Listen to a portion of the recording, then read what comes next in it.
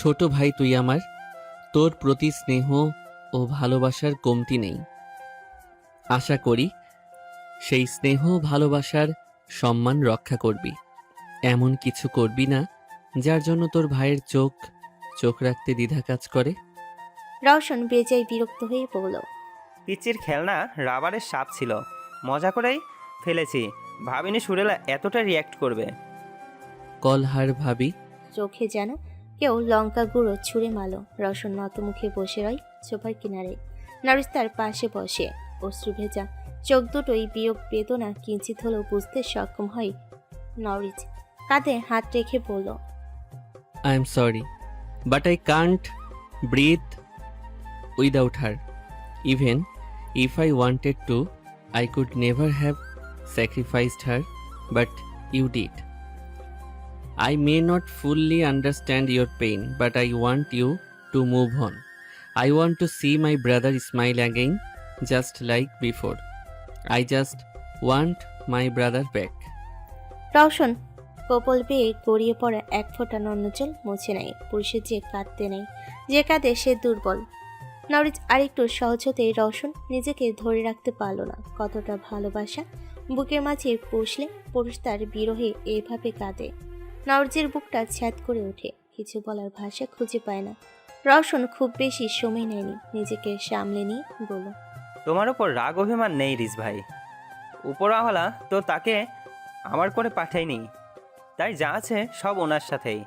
নরিজ দীর্ঘশ্বাস ফেলে ভাইয়ের কাঁধ জড়িয়ে বলল, দেখে নিস, এমন কেউ আসবে যে তোকে তোর চেয়েও বেশি করে বুঝবে, তোর ক্ষতে মলম লাগিয়ে সবটুকু উজাড় করে ভালোবেসে যাবে।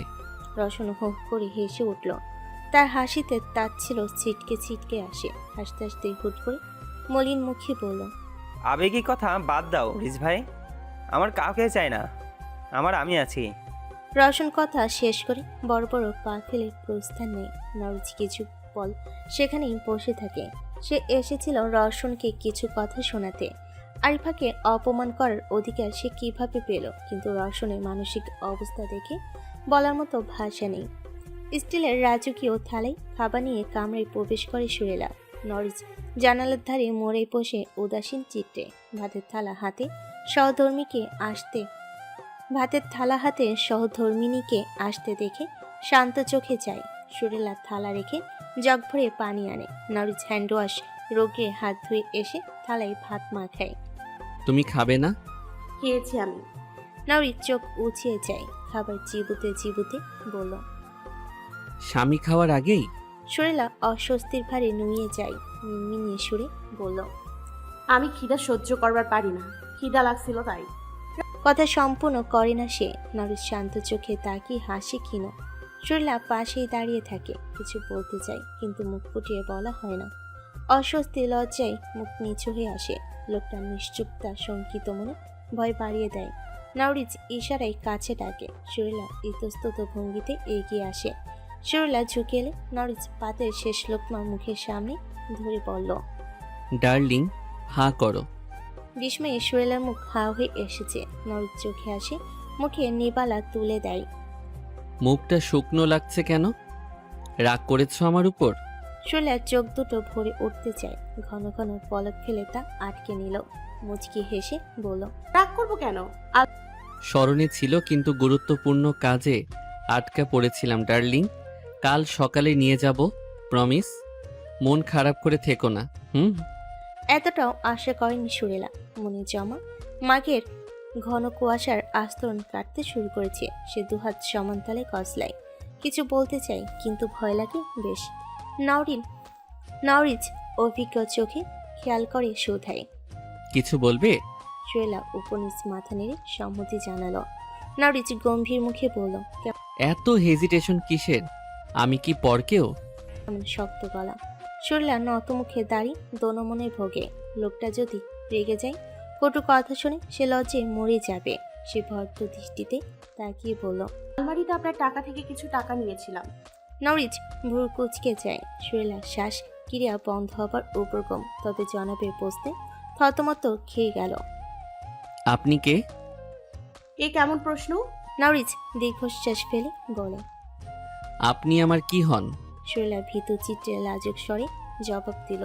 বউ সাই আমার অর্ধাঙ্গিনী, শুনুন, এই ঘরের পাপোশ থেকে শুরু করে প্রতিটি বায়ুকণা পর্যন্ত আপনার নামে নিবন্ধন করা হয়েছে। এমনকি এই পাপী বান্দাও আপনার লিখিত সম্পদ। আপনারই রাজত্ব, আমি সামান্য গোলাম মাত্র। আরেকবার এমন নত মুখে দাঁড়িয়ে কথা বললে থাপড়িয়ে আপনার গাল ফাটিয়ে দিব। শুরুতে কমল পুষ্পের নাই পরিস্ফুটিত হলো, শেষের ধমকে সুরেলা ভয়ে কেঁপে উঠল। নরিস গোসলখানায় চলে গেলে সুরেলা বুকে হাত দিয়ে জোরে জোরে শ্বাস টানে। তাও ভালো জিজ্ঞেস করেনি কত টাকা নিয়েছে, কোথায় খরচ করেছে, কোলে কি জবাব দিত সে। চোখে জলকণা জমলেও অধরকণে প্রাপ্তি সুখ। এটো থালাবাটি নিচে রেখে আসে সুরেলা, ফিরে এসে ওয়াশরুমের দরজায় কান পেতে ডাকে। মুমের আব্বা আছেন? ভেতর থেকে সাড়া পাওয়া যায় না, তবে বেলকনি থেকে ভরাট গলা ভেসে আসে। ডার্লিং, আমি বারান্দায়। সুরিলা মাথার ঘোমটা টেনে গুটি গুটি পায়ে বারান্দায় যায়।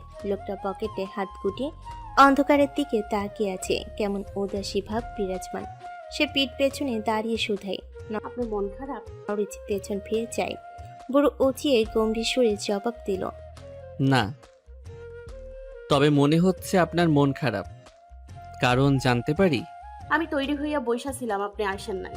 খানিকটা অভিমান নিয়ে বলল সুরেলা। নরিচ চমৎকারভাবে হাসলো, দুহাত পাতলা কোমর আঁকড়ে ধরে রেলিংয়ের উপর বসিয়ে দেয়। জনাবের আশঙ্কিক কাণ্ডে সুরেলা হতবিহ্বল, ভয়ে বাউ খামছে ধরে ভীতর কণ্ঠে বলল। ওইরা জামু, নিচে নামাই দেন রিস ভাই। ভাই? বাঁকা চোখে চেয়ে প্রশ্ন ছুঁড়ে নরিচ। সুরেলা জিভে কামড় বসায়। নরিচ কোমল হাতের করপটে চুমু বসিয়ে সিও কাঁধে রাখে। সুরেলা ভয় থেকে বাঁচতে গলে জড়িয়ে ধরে। নরিচ হেসে মাথার ঘোমটা ফেলে চুলের কাঁটা খুলে দিল। ঠোঁট চোখা করে ফুঁদে সমস্ত মুখ জুড়ে ফিসফিসিয়ে বলল। চুমু খাবো আমি? সুরেলা ভ্যাবাচাকা খেলো, বুঝতে অসুবিধা হয় না পরবর্তীতে বিরাজ করার কথা উঠবে। সে অপেক্ষায় থাকে পরবর্তী বাক্য শোনার জন্য। নরিচ দ্রুত গুছিয়ে থুতনিতে ঠোঁট চেপে ধরে পড়ল। খাবার পর ব্রাশ করেছিস ডার্লিং?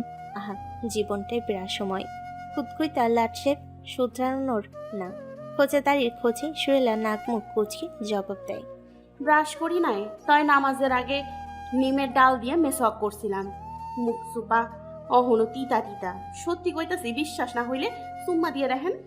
ঠোঁট চোখ করে রেখেছে সুরেলা। নরিচ সেটাই আলতোভাবে ঠোঁট ছুঁয়ে দেয়। অবদ্ধ হাতের কোনো লাজ লেহাজ নেই। লজ্জায় সুরেলার ইচ্ছে করে দোতলা থেকে লাফ দিতে। লোকটা এতটা অসভ্যতা বলার অবকাশ রাখে না। তুমুল ভারী বর্ষণের সাথে দিগন্ত চিরে মেঘেদের গর্জন। সুরেলা বিছানায় গুটিসুটি মেরে শুয়ে আছে। ঘুম আসছে না মেঘের গর্জনে। খোলা জানালার পর্দা ঝোড়ো হাওয়ায় উড়ছে। জানালার পাল্লা ঘ্যার ঘ্যার শব্দ করছে। সুরেলা পাশ ফিরে জনাবের বাহু ঠেলে ডাকে। তাই মুমের আব্বা যান, শুনছেন? ঝড় উঠেছে, শুনছেন? চকিত ভঙ্গিতে চোখ মেলে চাই নরিচ। মস্তিষ্ক সজাগ হতে হাত বাড়িয়ে কাছে টানে। গলার ভাঁজে মুখ গুজিয়ে ঘুম যাওয়ানো ভরাট স্বরে বলল। কি হয়েছে ডার্লিং? ঝড় উঠেছে, মেঘ ডাকতেছে কত জোরে জোরে, ডরে ঘুম হইতেছে না। নরিচ মুখ তোলে, পায়ে পা পেঁচিয়ে খুব কাছে টেনে নিয়ে বলল। ঘুম আসছে না? সুরেলা অন্ধকারে জল করা নয়নে নয়ন রাখে। ডানে বামে মাথা নেড়ে পড়ল। না, কেমনে মেঘ ডাকে, শুনছেন? মনে হয় আল্লাহর গজব দিতেছে। নরিচ জানালার দিকে তাকায়। ঝুমঝুম তারে বর্ষপতন হচ্ছে। বাতাসে জানালার পাল্লা বাড়ি খেয়ে অদ্ভুত শব্দ প্রবাহিত করে চলেছে। পর্দা উঠছে এলোমেলো। সে উঠে এসে জানালার পাল্লা আটকে দিল।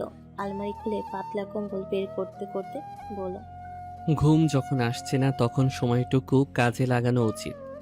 ঠান্ডা ঠান্ডা রোমান্টিক মৌসুমে সময় অপচয় করার মানেই হয় না। মানে? উঠে বসে অবুঝ মনে প্রশ্ন করে সুরেলা। নরিচ সুরেলার মুখের উপর কম্বল ফেলে। গায়ের টি শার্ট খুলতে খুলতে বলল। বাইরে ঝড় বৃষ্টি হচ্ছে, ঘরেও প্রণয়ের ঝড় উঠবে। B prepare darling. সুরেলা মুখের উপর থেকে কম্বল সরিয়ে ফ্যাল চোখে চায়। জানালার দিকে আঙ্গুল তাক করে কর্কশ গলাই বলল। বাইরে ঝড় তুফান, ভারী বৃষ্টিপাত, আল্লাহর নাম নেওয়া বাদ দিয়ে আপনার খালি লুইস্তা কথাবার্তা। ডার্লিং, বউয়ের সাথে লুইচামিকে আল্লাপাক জায়েজ করেছেন, তাই মুখটা একটু বন্ধ রাখো আর আমাকে লুইচামি করতে দে। বলতে বলতে নরিচ বিছানায় উঠে আসে। শৈলা এক লাফে বিছানা ছাড়ে, মুখ বাঁকিয়ে ভৎসনা করে। কথার কি সিরি, একদম কাছে ঘাসবেন না। নরিচ বিছানায় আদর্শা হয়ে বসে। ঘুটঘুটে অন্ধকারেও তার লাজিন চাহনি ব্যক্তিগত নারিকায় দুস্তামি সুরে কাছে ডাকে। Darling, come closer. সমস্ত ভয় দূর করে সুখের ভেলায় ভেসে বেড়াবো তুমি আমি। শৈলা লাজের নদীতে ঝাঁপ দেয়। অসভ্য লুচ্চা লাট সাহেব। নরিচ আরো কয়েকবার কাছে ডাকে। সুরেলা যায় না, বিধায় গমগমে গলায় হুমকি শোনা যায়। ভালোই ভালোই কাছে আসুন, আমি ধরতে গেলে খবর আছে। নভরিজের আম্মাজান ঠান্ডা আবহাওয়ায় ভেতরটা জ্বালিয়ে দিচ্ছে, জলদি এসে নিভিয়ে দিন। সুরেলা গা ছাড়াতেই ওঠে। জনাবের মুখে কেউ পট্টি বেঁধে দেয়। নরিচকে বিছানা থেকে নামতে দেখে সুরেলা আতঙ্কে আশেপাশে আত্মরক্ষার জন্য হাতিয়ার খুঁজে বেড়ায়। সোফার কুশনগুলো তুলে এক একে ঢিল ছুঁড়ে মারে। খুঁতখুঁতটা লাট সাহেব, ভালো হইব না কইলাম কিন্তু। আমি 2 মিনিট ঘুমাইছিলাম, ব্রাশ করি নাই। নরিচ নাকমুখ কুচকে নিয়ে জবাব দিল। ওয়াশরুমে দৌড় লাগা, ব্রাশ করবি আগে। সুরেলা ছুটে যায় মোড়ার ওপাশে, হেসে পড়ল। ঠান্ডা লাগছে না আমার, নাকি সর্দিও আছে? বুঝে শুনে কথা কইয়েন জনাব। নরিচ গা ছাড়াতে উঠে সকালের বাজে অভিজ্ঞতা মাথা চাড়াতে থমথমে গলে বলল। তোর নাক আমি কাঁচি দিয়ে কেটে ফেলবো, ই তোর মেয়ে। শৈলা খিলখিল সুরে হেসে ওঠে, জিভ দেখিয়ে কিশোরীদের মতো ব্যঙ্গ করে বলল। তখন সবাই আপনার এই নাক কাটা সুরেলার জামাই কইব, বুঝলেন জনাব? নরিচ এগুলো শৈলা পুরো রুম জুড়ে ছোটাছুটি করে আর খিলখিলে হাসে। এলোমেলো চুল তুলছে, শাড়ি লম্বা আঁচল উঠছে যেন নৌকার পাল। সে হুট করে বড় বড় পা ফেলে এগিয়ে আসে। শৈলা দৌড়ে গিয়েও সুবিধা করতে পারে না। লম্বা আঁচল হাতে পেঁচিয়ে নেয় নরিচ। বাঁকা হেসে বলল। এখন কোথায় পালাবি ডার্লিং, তোর আজ হচ্ছে। সুরেলা পায়ের নিচে পড়ে থাকা ঝাড়ুটা তুলে তলারের মতো তাক করে বলে। ছাড়েন, নইলে ঝাঁটা বেটা করুন। নরিচ আঁচল টেনে বলল। আচ্ছা, কতটুকু সাহস পুষিস দেখি। সুরেলা মিয়ে পড়ল। সাহস তার কম না, তবে মজা ছিল গুরুজনদের অসম্মান করা তার সাথে যায় না।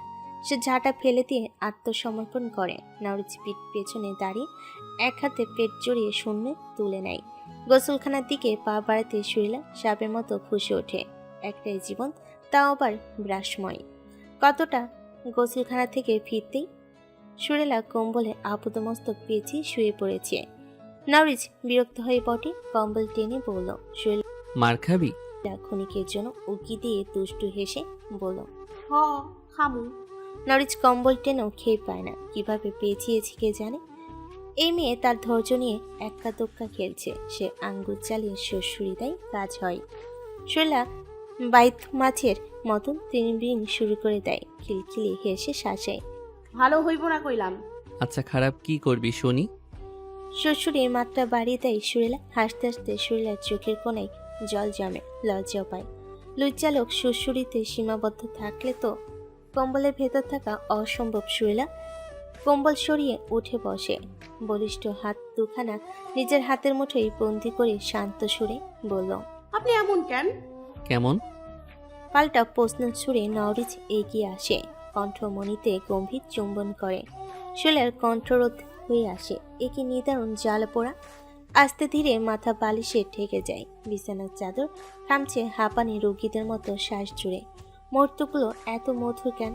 মনে হয় মাটির হাড়িতে থাকা খেজুরের রসালো পানীয়।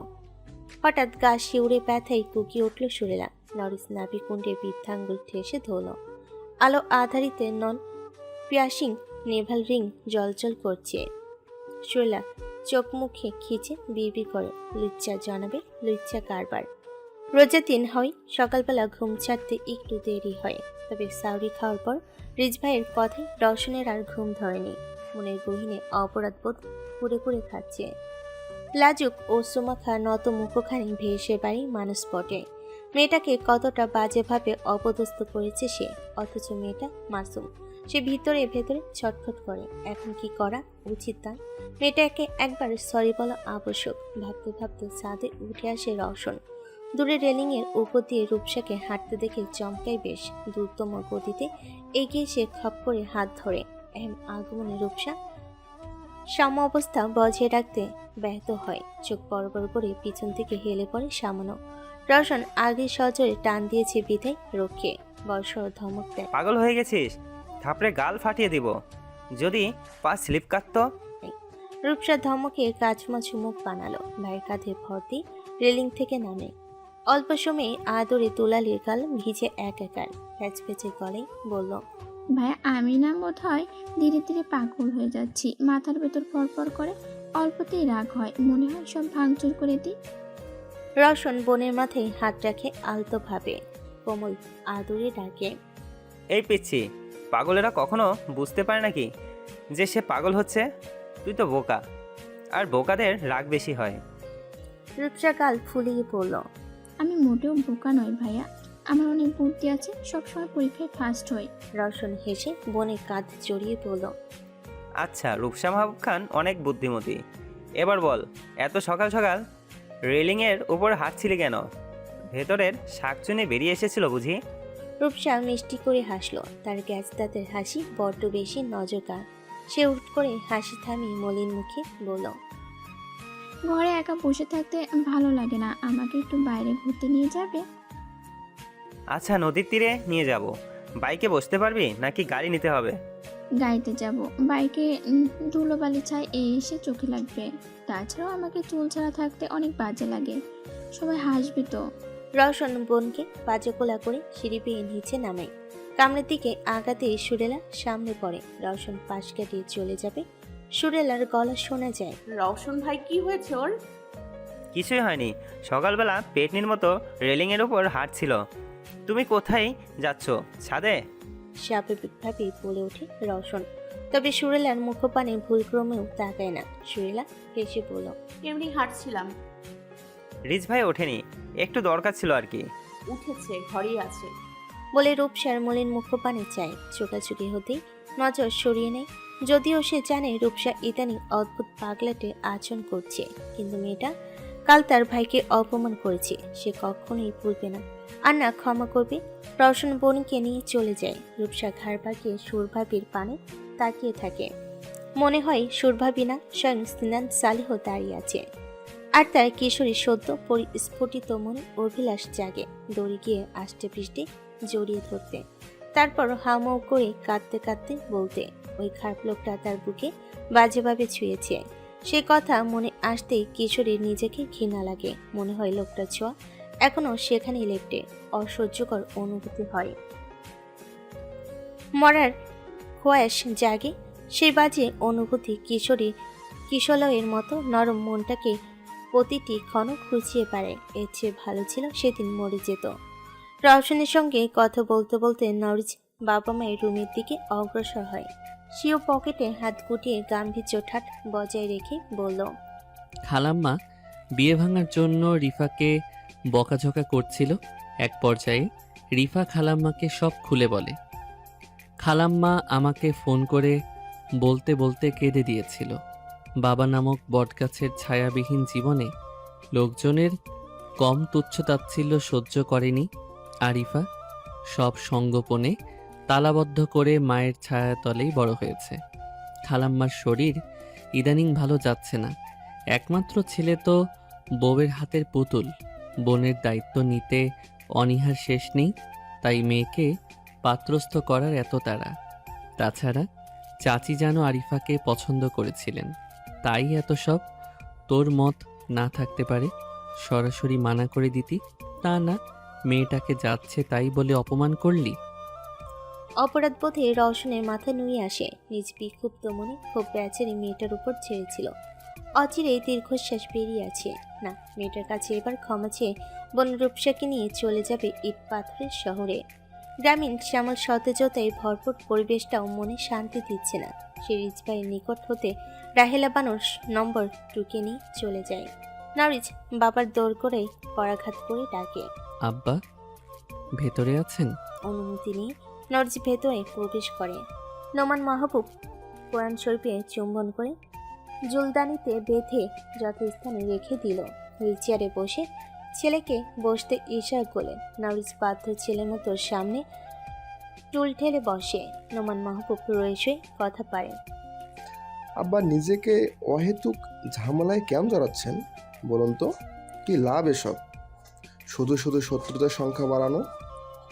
ওদের বাইরে থেকে যত দুর্বল ভাবছেন ওরা তার চেয়েও হিংস্র। প্রতিপক্ষ দুর্বল হলে আমিও চাল চেলে মজা পাবো না আব্বা। আর নওরিস বিনা লাভে কিছুই করে না আব্বা। আমাদের গ্রামটাকে ধীরে ধীরে মৃত্যুপুরীতে পরিণত করার চেষ্টা করছে। ভাবতে পারেন, ছোট ছোট বাচ্চা ছেলেরা দুধের দাঁত পড়েনি অবধি তারা হাতের তালুতে গাঁজা পিষে সেবন করছে, বাপদাদার সামনে বুক ফুলিয়ে সিগারেট টানছে। রাতের আধারে নিষিদ্ধ পল্লীতে তাদের দেখা যায়, অথচ তাদের কলম হাতে বইয়ের পাতায় বিভোর থাকার কথা ছিল।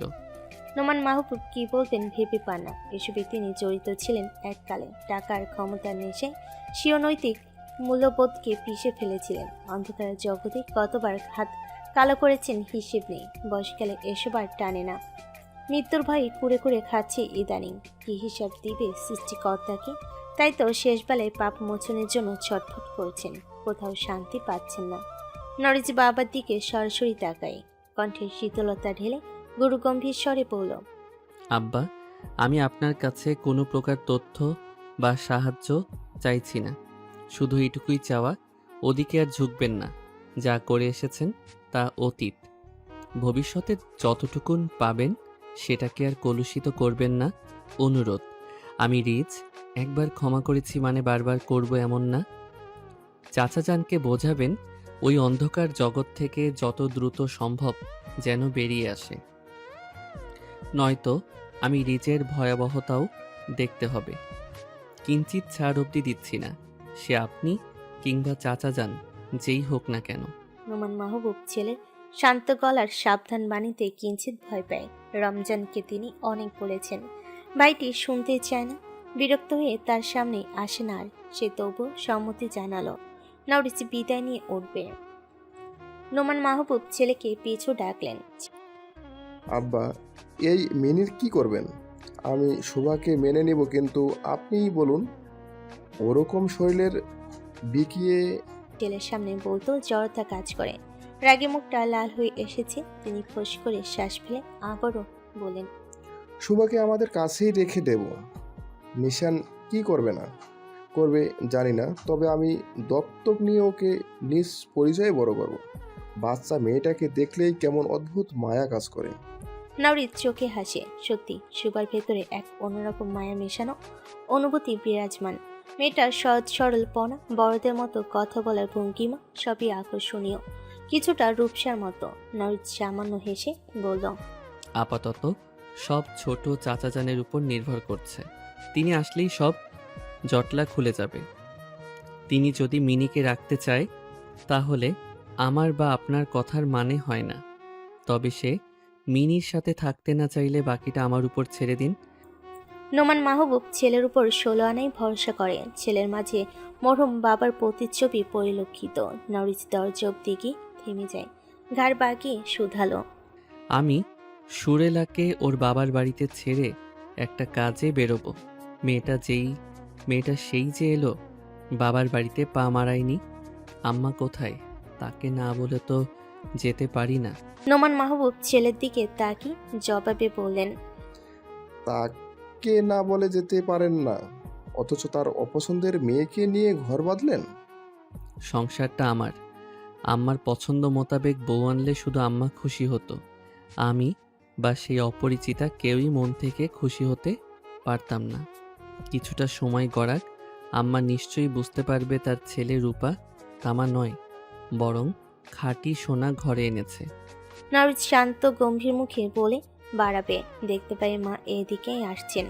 বুড়ুকুচকে তার দিকে এগিয়ে এসে প্রশ্নভাজন চোখে তাকিয়ে জিজ্ঞেস করলেন, কিছু বলবি আব্বা? নওরিজ বজ্রসুলভ হেসে বলল, হ্যাঁ আম্মা, আপনার অনুমতি চাইতে এসেছিলাম। রেবেকা বানুর বুকটা প্রসন্নে ভরে ওঠে। ছেলে তার বইয়ের আঁচলে পুরোপুরি নিঃশেষ হয়নি দেখছি। তিনি ছেলের বাহুতে স্নেহের হাত বুলিয়ে বলেন, হ্যাঁ বল আব্বা, কিসের অনুমতি চাইছিস? আপনার পুত্রবধূর বাড়িতে যাওয়ার জন্য মরিয়া হয়ে উঠেছে। বিয়ের পর এখনো বাবার বাড়িতে পা পড়েনি, বুঝতেই পারছেন।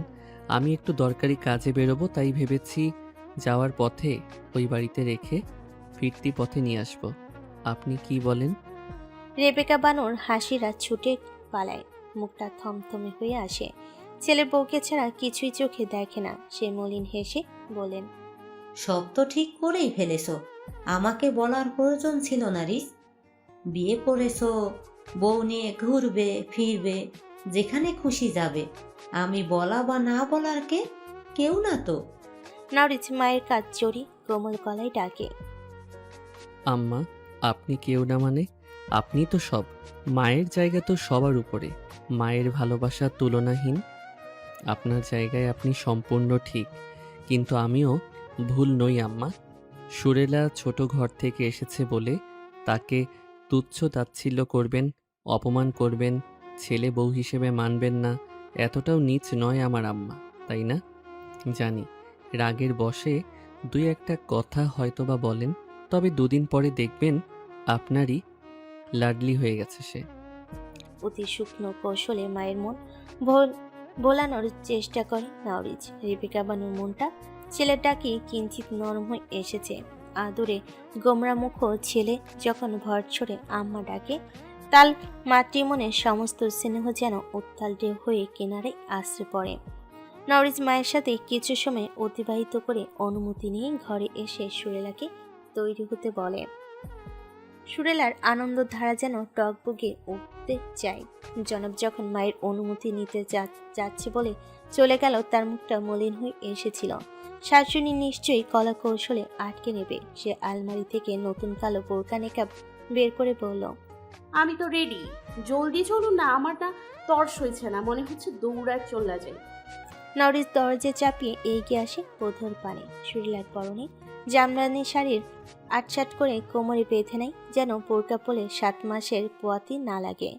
জনাবকে এগিয়ে আসতে দেখে ভুরু নাচি ইশারা করলো। নরিচ ডানে বামে মাথা নেড়ে কাছে চলে আসে, দুহাতে কোমর চেপে ড্রেসিং টেবিল উপর বসিয়ে দিল। শরীলা একটু না অনেকটাই ভরকায়। জনাবের উদ্দেশ্য কি? রোজা রমজানের দিন তা কি ভুলে বসেছে? নরিচ বধূ আর মন ভাবনা আন্দাজ করে চোখে হাসলো। কাজলের কাঠি হাতে নিয়ে খুব কাছে চলে আসে, থুতনি ধরে বলল, তোমার মায়াবী চোখের তুলনা নেই, আর এই মায়াবী চোখে কাজলের প্রলেপ যেন অমৃতের ছোঁয়া। আমি বারবার ডুবে হাজার দফা হাবুডুবু খাই, আফসোস তবুও মরণ হয় না। এ কেমন নিদারুণ যন্ত্রণা জনাবা। সুরেলা লাজুক হেসে নজর ঝুঁকিয়ে নিল। নরির চোখে ঘন পলক ছুঁয়ে ফুরায়। যত্ন সহকারে প্রথমবারের মতো বধূয়ার চোখে কাজলের বক্ররেখা টেনে দেয়। এই বক্ররেখা তার মনে অদৃশ্য অক্ষরে লেখা এক নিঃশব্দ কবিতা, যার প্রতিটি ছন্দ তার ভালোবাসার বহিঃপ্রকাশ। রূপসা যখন জানতে পারল রিজ ভাই শ্বশুরবাড়িতে যাবে, তার কিশোরী মনটা বাচ্চামো করে বসল। চিন ভাই কর্তৃক সমস্ত হুমকি ধামকি, রিজ ভাইয়ের পৌঁছানো প্রতিটি বাক্য ছাদ থেকে লাফিয়ে আত্মহতি দিয়েছে। সে চাচি রেবেকা বানুর কাছে কোনো করে ঘরে একা বসে থাকতে ভালো লাগে না, খালি কান্না পায়, রাগ লাগে। বাইরে আলো বাতাস একটু খুলে ভালো লাগবে, তাই সেও সুরভাবির সাথে যাবে। সামনে খাতুন মেয়ের দিকে সন্দেহে চোখ রাখলেও অতশত গভীরে ঢুকে না। মেজে তার বোকা আল্লাতে আটখানা। রেবেকা বানু রাজি হলো, রিজ শুনতেই না করে দেয়, সঙ্গে নিবে না তার এক কথা। বসে রূপসা রাগে ক্ষোভে নিজ ঘরে এসে দরজা লাগে, হাতের কাছে যা পায় তাই ছুঁড়ে ফেলে যথাতথা। নীলাম্বর মেঘের আধারে নিমজ্জিত, মেঘেদের কানে ইলশে করি বৃষ্টির প্রকোপ। শৈলা গাড়ির জানালায় মাথা ঠেকে মেঘেদের কান্না দেখে চলেছে। অধর চন্দে মৃদুমন্দ হাসি লেপটে। চেয়ারম্যান বাড়ি হতে স্নান চালে ছোট্ট কুটির খুব বেশি দূরে নয়, হেঁটে গেলে 10-15 মিনিট লাগে। চড়া পাতালে হেঁটে গেলে 5 মিনিট, গাড়িতে গেলে 2 থেকে 3 মিনিট লাগে। তবে বৃষ্টির দরুন কাঁচা রাস্তায় কাদার অভাব নেই, তাই গাড়ি টানতে বেগ পোহাতে হচ্ছে। তাদের গাড়ির সামনে এক মধ্যবয়সী লোক ভ্যান চালিয়ে নিয়ে যায়। ভ্যানে হরেক রকমের বাজার। গাড়ি পেছনের আসনে এক গাদা মিষ্টি, দই, পান, সুপারি। শৈলা সেসব দেখে আবারও মলিন মুখে বলল, সাইমুমের আব্বা, আপনি বুঝবার পারতেছেন না, সিন ভাই আল্লাহ দেখলে রাইগা যাইব। তোর ভাইয়ের রাগকে রিজ গোনায় ধরে নাকি? শৈলা ফোঁস করে চায় যেন এখনই চবল মারবে। নরিস ভুরু উঁচিয়ে তার মাথায় গাঁটটা মেরে পড়ল।